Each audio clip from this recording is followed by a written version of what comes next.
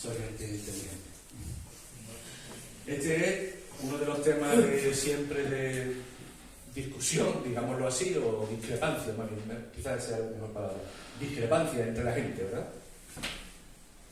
Hay personas que con toda la razón del mundo ven un vaso medio lleno, ¿no es cierto? Tienen la razón, no se equivocan. Y hay otra serie de personas que ven un vaso medio vacío y también tienen razón y tampoco se equivocan, ¿no es cierto? Ahí está. Sin embargo, siempre parece que hay esa cosa, ¿no? Como si alguno de los dos estuviera diciendo algo que no es real, algo que no es cierto. Sin embargo, ambos dicen lo mismo, ¿verdad?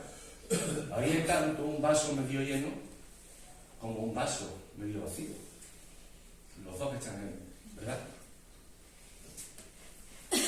Luego seguiremos con el vaso. Ahora vamos a entrar un poco en detalle. Me voy a dar la luz para que me ayude con la lectura, porque la Biblia ya me cuesta, sin una luz potente me cuesta ya leerla. Hoy vamos a hablar de un tema, hermanos, crónico en los hombres, en las personas y en el contexto que queramos escoger, sea contexto cristiano o sea un contexto de fuera, da igual, trabajo, bueno, donde quiera que te pongas. Y al mismo tiempo, algo crónico en cuanto al tiempo. Eso ha ocurrido siempre, sigue ocurriendo en nuestros días, y no os quepa la menor duda que hasta el final de nuestra existencia va a seguir ocurriendo, va a seguir existiendo. Hablo del desánimo. El desánimo. Fijaos, el desánimo es otro de los temas súper recurrentes en la palabra de Dios. Aquí se habla tela acerca del desánimo. Y, tal como dije antes, en todas las épocas, en todos los tiempos, en todas las generaciones, como vamos a ver ahora mismo en breve. Esto no es un asunto que nos afecte solo a nosotros, a la gente de nuestro tiempo, o no es un asunto que nos afecte a nosotros como individuos, simplemente como personas, o como iglesia. Solo ocurre aquí. No, perdona. Esto ocurre porque esto es sencillamente así. Esto es sencillamente así. No es algo que nos ocurra solamente a nosotros. Y bueno, igual que ocurre con el tema del vaso, creo que seremos suficientemente honestos con nosotros mismos como para reconocer que también nosotros en este tiempo vivimos afectados, ¿no?, por esta circunstancia, ¿verdad?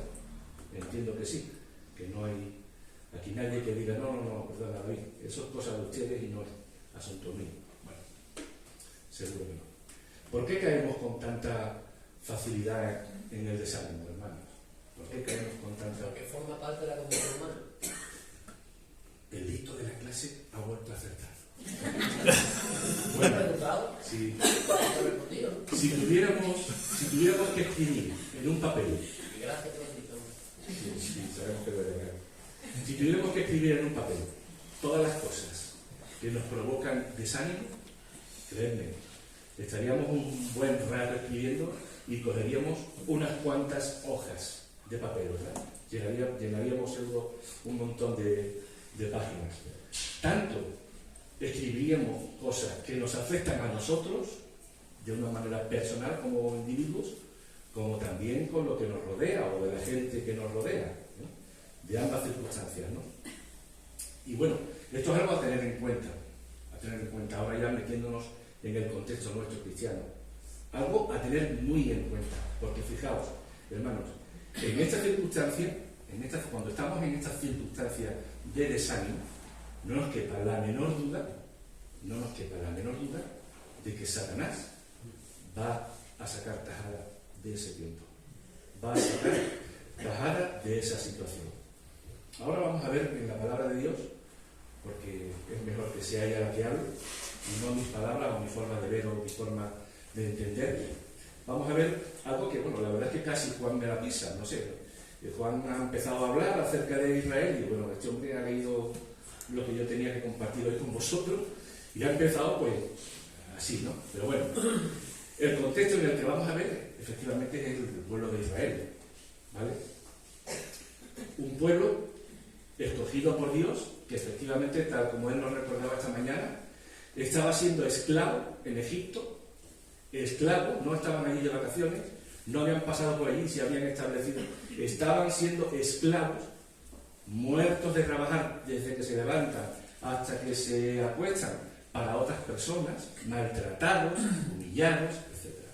En esa situación estaba el pueblo de Israel allí en Egipto, y en esa situación Dios les dice efectivamente: os voy a sacar de aquí, os voy a liberar de aquí y os voy a llevar a otro sitio, os voy a llevar a una tierra totalmente diferente en la que vais a poder ser mi pueblo, vais a tener una identidad, no vais a tener que estar sometidos ni dominados por nadie.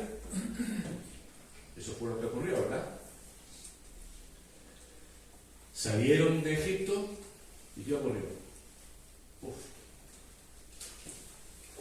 Una detrás de otra, el pueblo de Israel se desanimó y dejó a Dios a un lado. ¿Cuántas veces ocurrió esto? ¿Cuántas veces nos narra la palabra de Dios que esto ocurrió en Israel? Consecuencia de aquello, todos lo sabemos, ¿no? Estuvieron 40 años dando vueltas por un desierto hasta que aquella generación que tantas veces había caído en este problema y había renegado a Dios, hasta que esta generación terminó. Y evidentemente su puesto lo ocupó la siguiente generación. Gente nueva que recibe el testigo de los anteriores. Y una generación de Israel que estaba, al igual que la primera, perfectamente al tanto de quién era Dios, de cómo era Dios, de qué es lo que quería Dios, de todo este tipo de cosas. Mira lo que dice Deuteronomio: el pueblo de Israel, el pueblo judío, es un pueblo especial, sin duda ninguna, por muchas razones. Mirad, dice, no hace falta que lo busquéis, la forma de afeccionar en Israel unos a otros. Mirad en el futuro, cuando tu hijo te pregunte qué significan estas cosas, qué significan estos mandatos, estos preceptos, estas normas que Dios, nuestro Dios, nos mandó, tú le responderás: mira, en Egipto nosotros éramos esclavos de Faraón, pero el Señor nos sacó de allí con gran despliegue de fuerza, tal como Juan nos comentaba en esta mañana, con grandes milagros. Ante nuestros propios ojos Dios hizo grandes señales, hizo terribles prodigios en contra de Egipto, en contra de Faraón, en contra de toda su familia. Él, Dios, nos sacó de allí para conducirnos a la tierra que a nuestros antepasados, a la generación anterior, había jurado que nos daría. El Señor, nuestro Dios, nos mandó temerle y obedecerle en estos preceptos para que siempre nos vaya bien y salgamos con vida. Vuelvo a repetir este versículo. El Señor, nuestro Dios, nos mandó temerle y obedecerle en todos estos preceptos para que siempre nos vaya bien y sigamos con vida. Y así ha sido hasta hoy. Si obedecemos fielmente todos estos mandamientos ante el Señor, nuestro Dios, tal como lo había ordenado, entonces seremos justificados. Ellos estaban aleccionados y nos encontramos con, según la historia que vamos a comentar ahora y a leer, si queréis ir buscando el libro de Números, porque es aquí donde vamos a estar un poco sentados durante un poquito de tiempo. Esta nueva generación de Israel, que no eran los que salieron de Egipto, repito, esta nueva generación de Israel estaba ya en la frontera prácticamente de Canaán. Ya habían pasado esos 40 años, ya habían caído, habían muerto esa inmensa mayoría de israelitas que renegó de Dios 44 veces y una más, y Dios les castigó a no estar en la tierra prometida. Ya ellos no estaban. Ahora estaba esta generación nueva, que de igual manera que la primera, estaba aleccionada en cuanto a quién era Dios y cuál era el propósito de Dios y qué quería Dios. Y lo tenemos ahora, según vamos a leer en el capítulo número 21 del libro de Números, los tenemos aquí, en la frontera de Canaán. Le faltaban un par de kilómetros para que me hagáis, para hacerme entender. Le faltaba un tiempo, ya habían pasado lo peor. Y estaban ya cerca de la tierra que Dios les había prometido. Y nos encontramos con este suceso. Libro de Números, capítulo 21, versículo 4. Yo lo leo en esta versión, la nueva versión internacional. La Reina Valera utiliza la palabra que nosotros tenemos hoy como tema del estudio. Comienzo a leeros el versículo 4. Una historia muy bonita, creo que seguramente la conocéis prácticamente todos. Dice que los israelitas salieron del monte Or por la ruta del Mar Rojo, bordeando el territorio de Edom. Y en el camino, aquí dice esta versión, se impacientaron. ¿Qué dice Reina Valera? Se desanimó. Bien, aquí dice se impacientaron. Y comenzaron a hablar contra Dios y contra Moisés. ¿Para qué nos trajeron ustedes de Egipto a morir en este desierto? Aquí no hay pan, ni hay agua. Ya estamos hartos de esta pésima comida. Juan, las perdices, ¿eh? Por eso el Señor mandó contra ellos. Os recuerdo que esta es la nueva generación, no la antigua. Por eso el Señor mandó contra ellos serpientes venenosas para que los mordieran, y muchos israelitas murieron. El pueblo se acercó entonces a Moisés y le dijo: hemos pecado al hablar contra el Señor y contra ti. Ruégale al Señor que nos quite estas serpientes. Y Moisés intercedió por el pueblo, y el Señor le dijo: hazte una serpiente y ponla en un asta, y todos los que sean mordidos y la miren vivirán. Y Moisés hizo una serpiente de bronce y la puso en un asta, y los que eran mordidos y miraban a la serpiente de bronce vivían. Hasta aquí la palabra del Señor. Esta historia es bonita, a mí me trae muchísimos recuerdos de niñez, ¿no? Bueno, y se nos narra una historia también muy significativa, ¿verdad? Porque para nosotros es muy fácil identificarnos, quizás, ¿no? Hacer paralelismo, ¿no? Entre esta historia y nosotros mismos, ¿no? O nuestras vidas, ¿no? Nos podemos identificar con ella tanto en la actitud de Israel con Dios, como en la actitud de Dios con Israel, ¿verdad? Porque fijaos, por un lado, vemos al pueblo de Dios que aún habiéndole contado sus familias, sus padres, sus abuelos, habiéndole contado todo lo que Dios hizo por aquel pueblo, con milagros, con prodigios, con cosas sobrenaturales, aún habiéndolo hecho, ellos vuelven a caer en el mismo problema, en el mismo pecado que sus padres, ¿no es cierto? Dice que se impacientaron. Y por otro lado, tenemos también la actitud de Dios con Israel, ¿no? Vemos a un Dios que, a pesar de que Israel sigue generación tras generación haciendo lo mismo, con la misma actitud, ¿Dios qué hace? Dios no se cansa ni tira la toalla, ¿verdad? Dios sigue amando a su pueblo y busca una fórmula, una forma de salvación. En este caso, le dijo a Moisés que hiciera en un asta una serpiente de bronce, ¿verdad? Este es tipo de la cruz, ¿no es cierto? Ellos miraban a la serpiente y eran salvos, no morían. Y nosotros miramos a la cruz y de igual manera somos salvos también, ¿verdad? No morimos. Yo tengo en mi mente todavía cosas que se te quedan, ¿no? Esa página en la que tocaba esta historia, la Biblia en cuadros para niños, de la época en la que yo vivía y era niño, lógicamente. y veía un montón de hombres y mujeres tumbados, tirados, unos con los ojos abiertos así como platos, ¿no?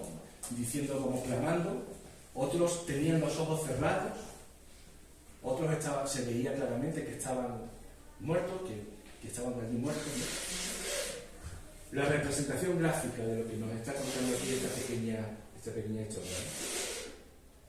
Pero vamos al detalle, vamos a entrar en detalle con respecto a esta historia, ¿no? Vamos a entrar en detalle. ¿Qué pensáis que era lo que salvaba a aquellas personas que estaban allí rodeadas de serpientes? ¿Qué pensáis que era lo que salvaba? ¿El simple hecho de mirar a la serpiente?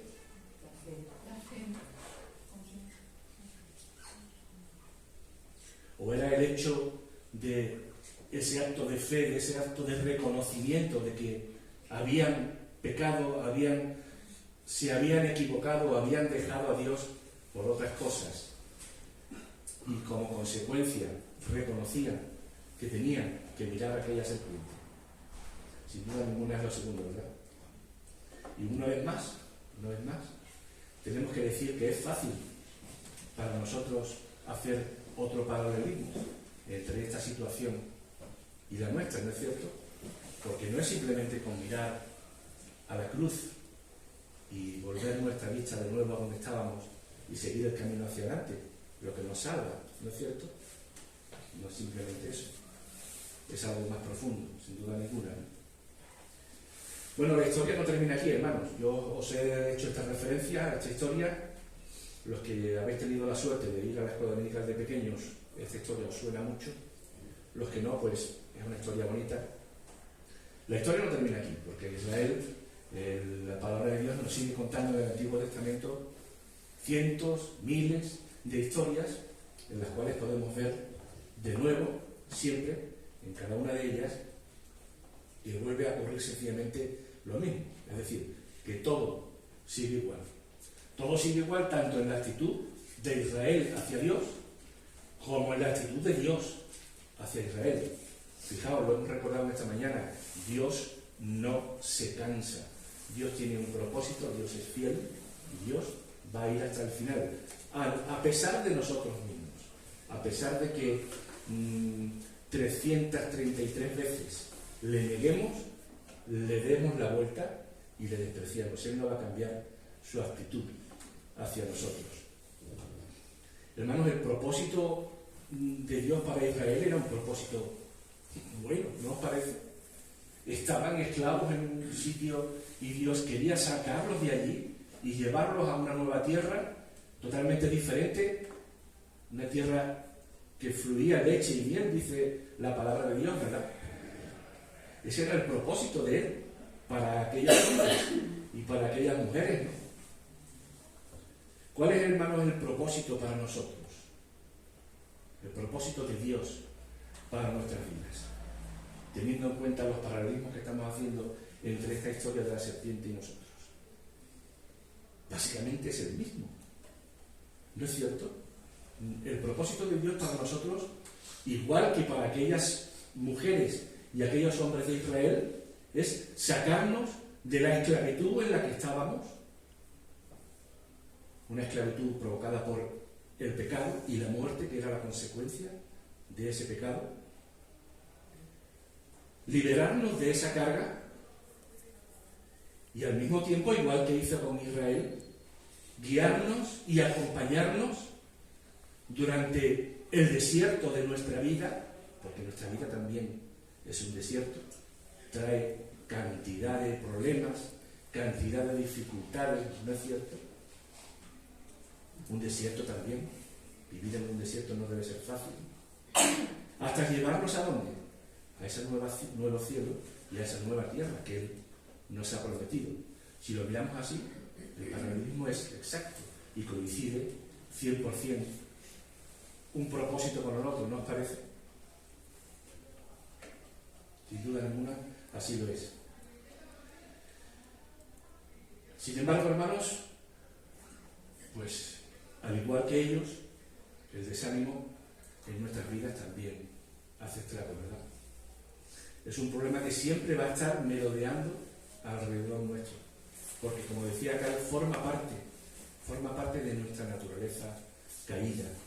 Lo fue en lo antiguo con ellos, con Israel, lo es hoy día en nuestros días, nos ocurre a nivel personal y nos ocurre a nivel de iglesia también, y lo va a seguir siendo en el futuro. Pero bueno, al igual que a Israel, hermanos, se les dieron, Dios les proporcionó instrucciones para poder conducirse en aquel desierto de sus vidas. ¿Recordáis lo que leímos antes? En el futuro, cuando tu hijo te pregunte qué significan estos mandatos, estos preceptos, estas normas que Dios quiere que cumplamos, ellos estaban instruidos. Al igual que ellos, también a nosotros, hermanos, hoy el Señor nos da mandatos, preceptos y normas que tenemos que llevar a cabo. ¿Recordáis qué decían los israelitas? ¿Para qué tenían que cumplir y obedecer y conocer esos mandatos, esos preceptos? ¿Para qué era? Para que todo te vaya bien. Exacto.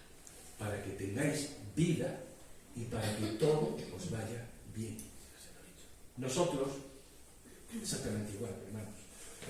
Para que tengamos vida y para que nos vaya bien, debemos conocer los mandatos, los preceptos y las normas que el Señor nos da para conducirnos en esta vida y, por supuesto, obedecerlos.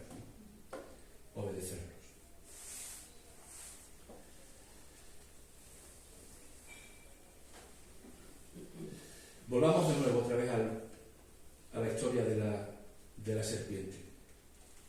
Vamos a volver a hacernos entonces la pregunta. Solo con mirar con los ojos a aquella serpiente, ¿eran salvos de la muerte? Ya hemos dicho que no, ¿verdad?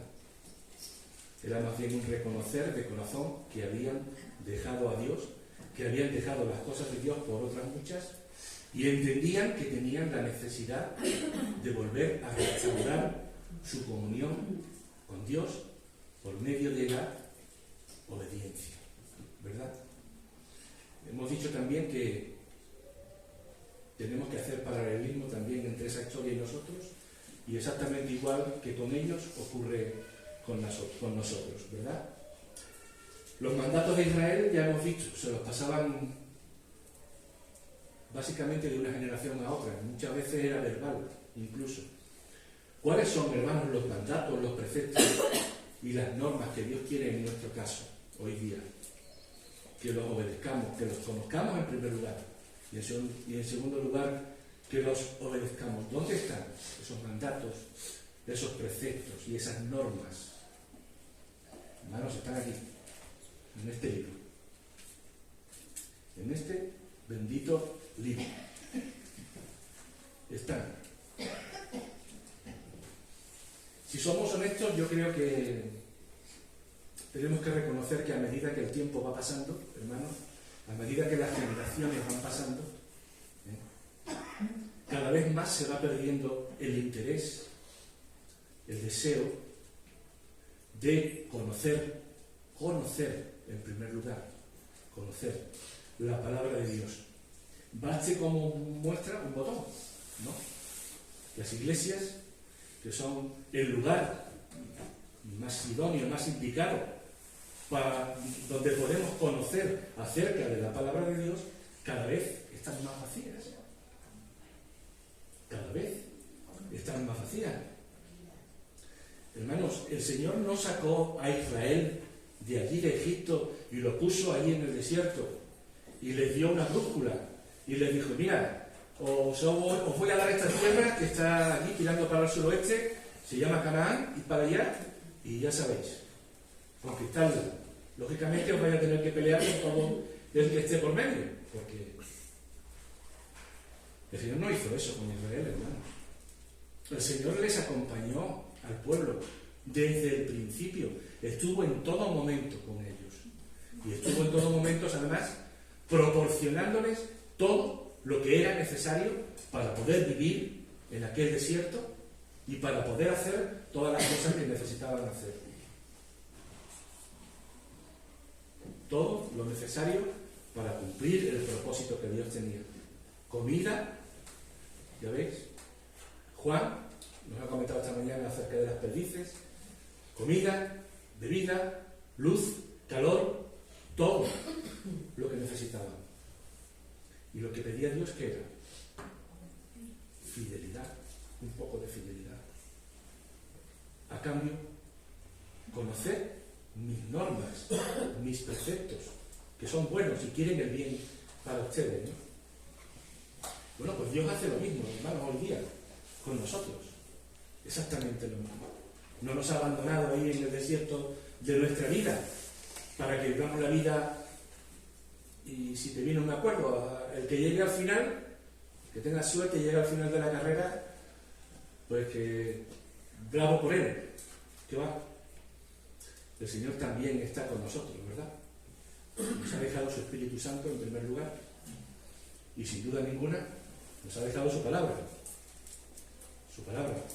Y aquí están escritas, hermanos, las normas, los preceptos y los mandamientos que Dios quiere que sigamos, sin duda ninguna, ¿verdad? Como os he dicho, Dios, igual que a Israel en aquel desierto, a nosotros, en el desierto de nuestra vida, nos ha provisto de todo también lo que necesitamos. Aunque a veces, hermanos, la provisión que Él nos da no coincida con lo que nosotros realmente queremos, ¿verdad? ¿Qué ocurre también? No coincide algunas veces lo que Él nos da con nuestras expectativas. Bueno, son las prerrogativas de Dios. Sin duda ninguna van a ser mejores que las nuestras, ¿no os parece? ¿Y para qué el Señor nos da el Espíritu Santo y su palabra? Para conocer sus mandamientos, sus preceptos y sus normas. Para lo mismo que a Israel. Para que tengamos vida y para que nos vaya bien. Para que tengamos vida y para que nos vaya bien. El Señor ha provisto para la edificación de su iglesia, hermanos, a personas que puedan ministrar su palabra, personas que enseñen, personas que estimulen, personas que exhorten a la congregación sobre cuáles son los preceptos, las normas y los mandatos del Señor. Y aquí tengo que abrir un paréntesis. Abrimos un paréntesis. Los martes, los jueves, los días como hoy, el domingo.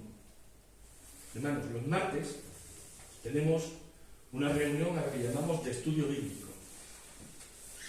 En esa reunión tenemos la suerte, porque creedme, es una suerte, entre comillas, ¿verdad? Dios ha provisto para su iglesia lo que cada iglesia necesita. Pero nosotros tenemos la suerte de tener un hombre preparado en el conocimiento de su palabra, de una forma especial, digámoslo así, Antonio, que nos ministra la palabra, sobre temas además concretos, temas especiales, temas en muchos casos difíciles de comprender, de entender lo que el Señor quiere decirnos a través de... Bien, pues tenemos la suerte de tener en esta iglesia un hombre preparado que nos puede, de hecho lo está haciendo, enseñar cuáles son los mandatos, los preceptos y las normas del Señor. Los jueves, de igual manera, también tenemos un culto al que llamamos culto de oración, pero utilizamos la mitad de ese culto para abrir la palabra de Dios y de una forma más sencilla, de una forma más tranquila, menos profunda. También hay hermanos que se ocupan y preocupan de compartir la palabra de Dios con los demás, con vosotros, con los feligreses, ¿no? Con los creyentes. Luego tenemos el tiempo de oración, en el que juntos tenemos la oportunidad de compartir, poner delante del Señor, delante de Dios, nuestras peticiones y darle gracias, sin duda ninguna, ¿verdad? Todos lo sabéis. El domingo ocurre también lo mismo. El domingo tenemos un tiempo, mitad del culto, en la cual venimos a mirar a la cruz y pedirle al Señor que nos mueva y nos conmueva para poder adorarle, alabarle y bendecirle por todo lo que Él hace por nosotros. Y la segunda parte la utilizamos también para compartir, abrir la palabra de Dios y compartir lo que Él tenga que decirnos, ¿verdad? Sin embargo, hermanos, parece que, como dije al principio, el interés por conocer lo que Dios tiene que decirnos está en decadencia, ¿verdad?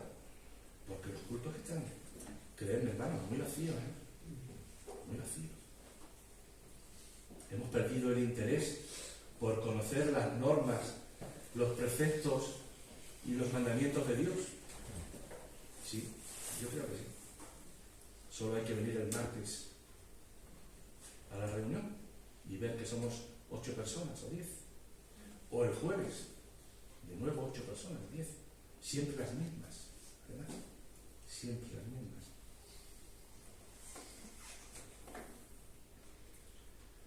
No podría ser, me pregunto yo, no podría ser que nos conformamos con saber simplemente, sencillamente, solamente los conceptos doctrinales que nos llevan a la salvación, y ya con eso nos quedamos satisfechos y con eso nos conformamos. Mirar a la serpiente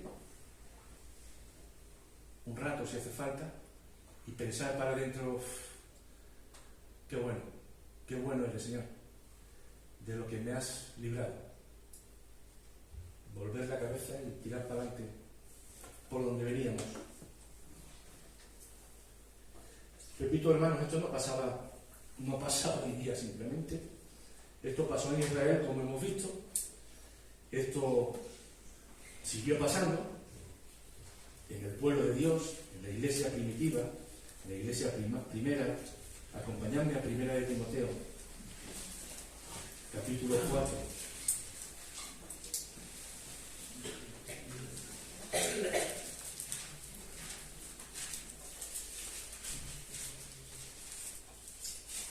El apóstol Pablo, consciente al principio del nacimiento de la iglesia, consciente de la importancia que tiene esto, le dice a Timoteo, le encarga a Timoteo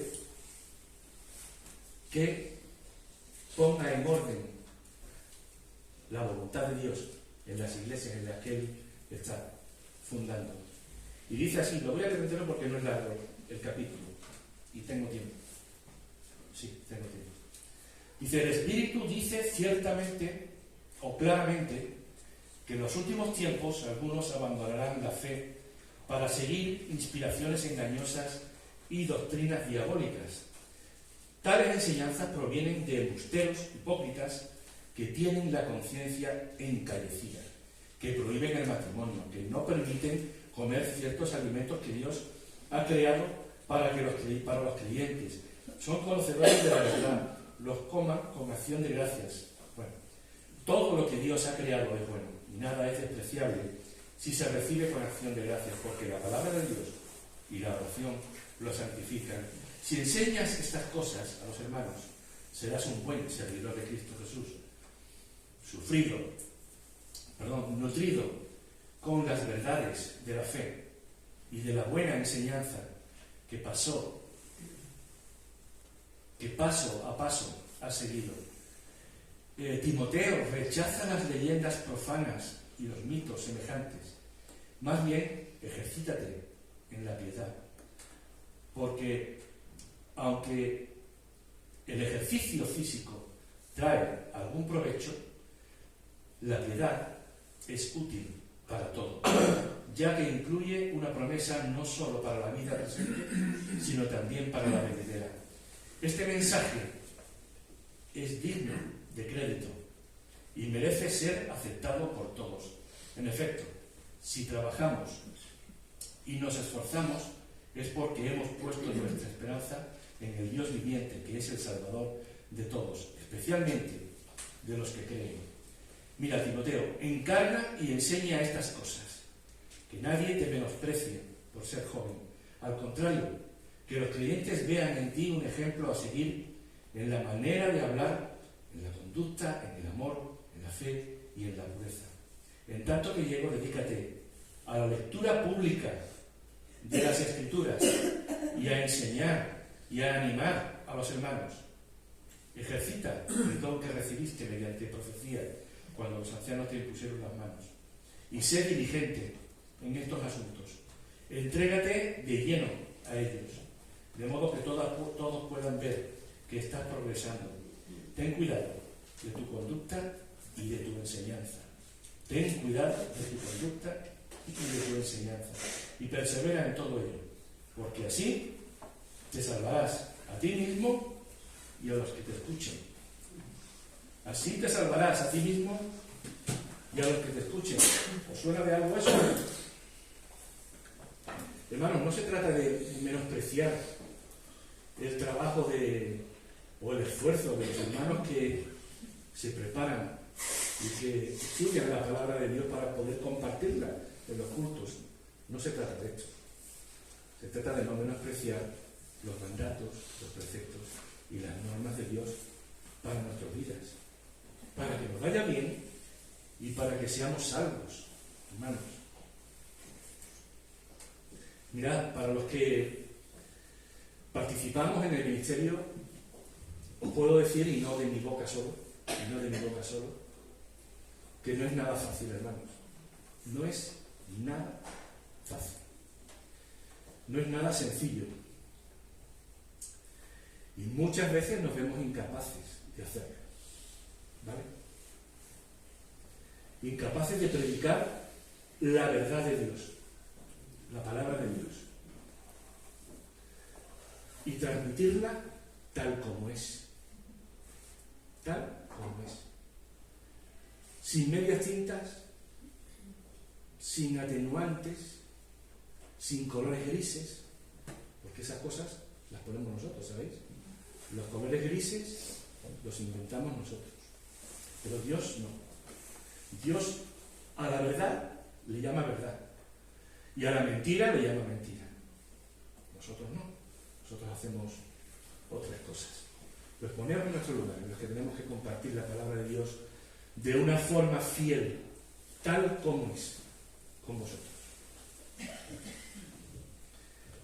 ¿Cuántas veces no nos vemos con fuerza por nuestras propias luchas, por nuestros propios problemas, que los tenemos exactamente igual que vosotros, hermanos? Exactamente igual que vosotros. Pero bueno, hermanos, aún así, la palabra de Dios tiene que seguir siendo predicada, ¿verdad? Y seguirá siendo. Vivir en la ignorancia de estas cosas, hermanos, vivir en la indiferencia de estas cosas, por no conocer quizá bien la palabra de Dios, ¿no? Por no conocerla bien porque no hacemos por estudiarla, pero no hacemos por estudiarla, ¿no? Nos conformamos, repito, con saber la sota, caballo y rey que nos lleva a poder acceder a la salvación. Bien, pues hermano, el no conocer bien los mandatos, los preceptos y las normas de Dios para nuestras vidas nos pone en riesgo, sin duda ninguna. Nos pone en el riesgo nos pone en el riesgo de hacer que cuando nos acerquemos a la palabra de Dios y la leamos, lo confundamos con nuestras propias ideas, lo confundamos con nuestra propia forma de entender la vida o las cosas. Corremos el riesgo, créanme que sí. Nos movemos en una sociedad que, sin muchas veces nosotros darnos cuenta, nos mete en un camino, en una forma de entender qué son las cosas, ¿no es cierto? ¿Qué es la democracia? ¿Qué es la sexualidad? ¿Qué es...? Bueno, podríamos coger cientos de temas que nos invaden ahí fuera. Invaden nuestra mente y nos hacen pensar, muchos de ellos, que de una forma natural, como hombres, pensamos, bueno, pues me parece normal. Pues sí, pues a mí me parece lógico que tal cosa o que cual cosa sea así, porque humanamente hablando me parece justo. Pero probablemente si nos vamos aquí y busquemos una interpretación sobre eso, probablemente la palabra de Dios en muchas cosas nos va a decir lo contrario. Por eso os digo que podemos correr el riesgo de acercarnos a la palabra de Dios por falta de conocimiento de ella y interpretarla como lo hacen la gente de la calle. Efesios 4, 14. Acompáñame a leer este versículo también. Efesios 4.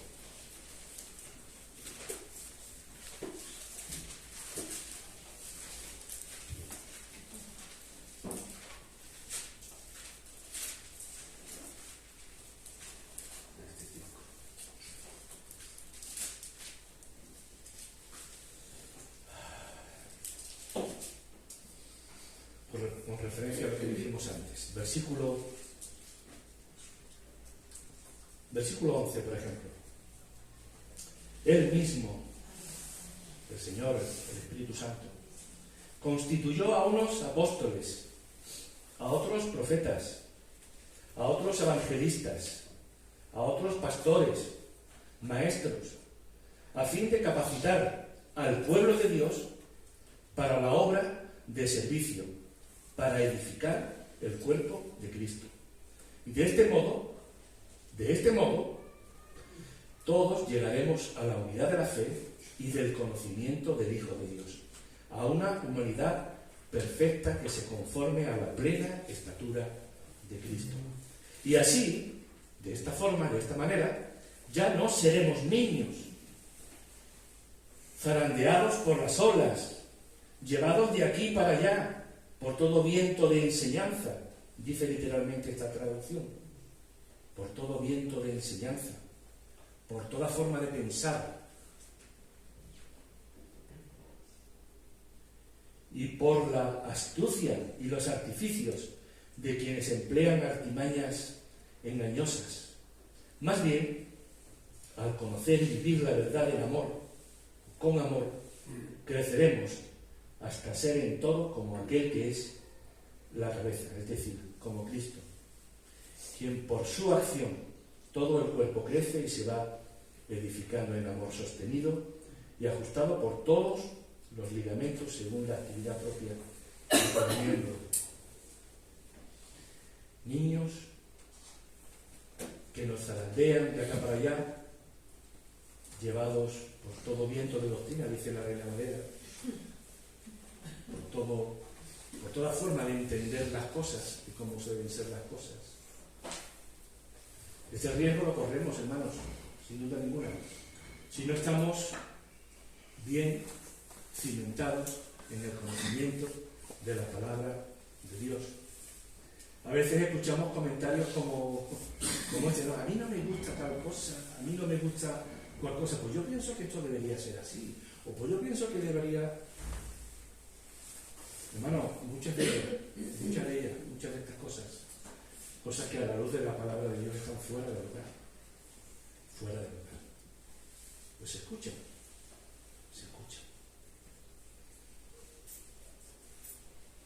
Pensad en esto, hermanos. Pensad en esto. Hace ya bastante tiempo escuché una predicación de un pastor. No era de las asambleas siquiera, lo escuché. Un pastor que decía que él, como pastor, él también se aburría en la iglesia. Claro, si él dice que él también se aburre, esto significa que sus feligreses pues, se aburren en la iglesia, ¿no es cierto?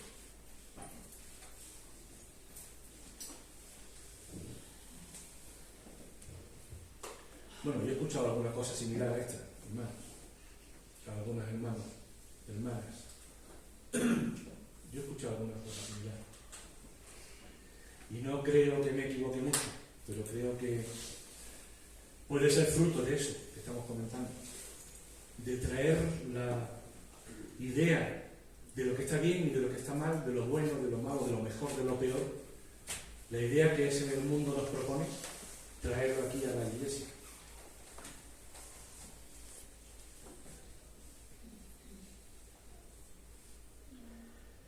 Estamos estamos sujetos a una tremenda influencia por todas esas tendencias, hermano, por la sociedad en la que vivimos. Una sociedad que nos pinta que todo tiene que apuntar a nuestra satisfacción, a nuestro entretenimiento, todo tiene que apuntar a la ejercitación de nuestros sentidos naturales. Bueno, la palabra de Dios no nos enseña esto, sin duda ninguna. Todo lo que podamos ver aquí en la iglesia, todo lo que podamos decir, pensar, hacer, todo lo que debemos buscar, hermanos, no tiene que excitar nuestros sentidos naturales. Tienen que excitar nuestros sentidos espirituales, sin duda ninguna. Pablo lo dice en las epístolas de una forma clara y tremenda. Todo lo que tenga que ver con la verdad, con la justicia, con la paz, con la fe, con el amor, con la salvación, todo lo que tenga que ver con la palabra de Dios. Este tipo de cosas nos van a estimular nuestro cuerpo, nos van a hacer ser más felices. Qué bien me lo he pasado en el culto hoy. No. Estas cosas van a estimular nuestro espíritu, que es de lo que se trata. Es de lo que se trata. Es lo que debemos venir a buscar a la iglesia. ¿No estáis de acuerdo conmigo? Es que mirad, si no es así, y si tenéis otra idea, ¿sabéis lo que va a pasar? Que os vais a aburrir en la iglesia. Os vais a aburrir. ¿Estás desanimado, hermano? ¿Estáis desanimados? ¿Estáis pasando por una mala racha? Bueno, pensemos qué expectativas traemos cuando venimos aquí a la casa del Señor. Pensemos qué es lo que venimos a buscar, qué es lo que venimos a hacer o qué es lo que venimos a dar. Y si quieres hacerte la prueba del desánimo, como la del COVID, para saber si tienes o no tienes ese problema y tal, bueno, piensa en esto también. Ya lo compartí con vosotros hace ya varios años, pero evidentemente la palabra de Dios nos lo demuestra. Cada X tiempo hay que volver a hablar de ello, ¿no? Si quieres hacerte la prueba, mira, piensa en esto. Para muchas personas, lo que es la religión, lo que es la vida cristiana, lo que es el andar con Dios, el vivir con Dios, durante un tiempo fue una experiencia personal. Una experiencia personal. Una experiencia que vivían no solo la hora o 2 horas de la reunión de la iglesia, sino que la vivían en sus vidas, en todo momento. Donde quiera que estaban, además, en cualquier sitio. Y por supuesto esto llenaba de satisfacción sus vidas. Y era un compromiso consecuente del creyente con Dios en cuanto a fidelidad con la iglesia y con el conocimiento y la práctica de las normas, los mandatos y los preceptos de Dios. Esos que nos llevan a la salvación y al que nos vaya bien. Eso. Durante un tiempo fue así, pero el tiempo pasó. El tiempo pasó y lo que antes era una experiencia personal empezó a convertirse en una rutina, en una tradición. ¿Sí? Es que hacemos esto o hago esto porque siempre lo he hecho. Llevo 60 años haciéndolo, no voy a dejar de hacerlo ahora, ¿no? Llegó un momento en que esto se convirtió, la experiencia personal pasó a ser una tradición. Y el seguir a Cristo ya era, pues, eso. Voy a estar cumpliendo con una serie de actividades, llamémoslo así, hoy día se llaman ministerios, con los que puedo hacer y estar en las cosas del Señor. Pero es que siguió pasando el tiempo. Y ya lo que antes era una tradición, una costumbre de hacer las cosas por hacerlas sin realmente estar centrado en lo que era, empezó a convertirse en, bueno, lo voy a hacer si no tengo otra cosa más importante que hacer, o voy a estar aquí, o voy a hacer esto si Si me conviene, a ver si pasó a ser algo sencillamente conveniente, algo que no me sea molesto, algo que puedo dejar para otro día. Si no, ¿qué más da? Si no lo puedo hacer hoy, pues lo hago otro día, ¿no?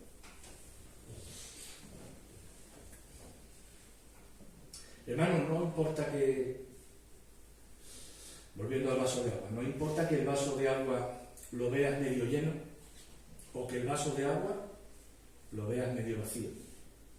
Psicológicamente no solemos relacionar a los que ven el vaso medio lleno con personas positivas, ¿no? Personas de estas positivas. ¿Para qué vamos a hablar de lo malo o de lo que no conviene? ¿Para qué vamos a decir las cosas que a cierta gente no le va a gustar? ¿No es cierto? Psicológicamente entendemos que las personas que ven solo lo positivo, pues piensan así. Y al contrario pasa lo mismo, ¿eh? Al contrario pasa lo mismo. Los que ven el vaso medio vacío, estos son unos pesimistas, estos están siempre quejándose, estos están siempre sí, nunca están las cosas bien, todo está mal. No importa, hermano, sea de una forma de verlo o de otro. Lo que sí te pido y te aconsejo en el nombre del Señor es que te preocupes de lo que realmente importa. Y lo que realmente importa es que hay falta una importante cantidad de agua. Igual, que lo veas medio lleno, que lo veas medio vacío, porque los dos estáis diciendo exactamente lo mismo. Pero lo que importa es que hay falta, hermanos, agua. Y de eso es de lo que el Señor nos quiere hablar. Pero claro, Él nos habla a través de su palabra, hermanos. A través de su palabra. Vale, que el Señor nos bendiga y nos ayude a cada uno de nosotros a pensar en lo que hemos comentado y que Él reparta su bendición a cada uno según su propósito en cada uno de nosotros, por el bien de la unidad de la Iglesia, por el bien de nuestras propias vidas, como dijo para los israelitas y luego Pablo lo volvió a repetir en la epístola, para nuestra salvación y para que nos vaya bien. Amén. Amén. Bendito Dios y Señor nuestro que estás en el cielo, queremos agradecerte que nos hayas traído en esta mañana a esta tu casa para recordar tanto como has hecho por cada uno de nosotros, para recordarnos también, Señor, que a pesar de cómo somos, tú no nos desechas, no lo has hecho nunca a través de las generaciones, ni lo vas a seguir haciendo y vas a cumplir fielmente tu promesa en cada uno de nosotros, Señor. Gracias porque la salvación que has puesto en nuestras manos es eterna y nada ni nadie la puede quitar ni la puede cambiar. Gracias, Señor. Ahora te pedimos tu ayuda, sin duda ninguna, Señor, para que a cada uno en nuestra medida, en nuestra necesidad, tú nos ablandes el corazón a entender tu palabra y nos alejemos de, como decía Pablo, nos alejemos de tonterías, de conversaciones que no sirven, que no llevan a ningún sitio positivo. Al contrario, que nos preocupemos, Señor, de las cosas espirituales, que son las que realmente tienen premio, Señor, y son las que realmente satisfacen. Bendícenos, Señor, nos ponemos en tus manos para que también nos ayudes en esta nueva semana que vamos a comenzar.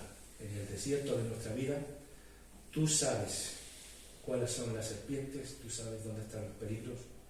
Te pedimos, Señor, que nos acompañes como hasta ahora y nos guardes y nos libres.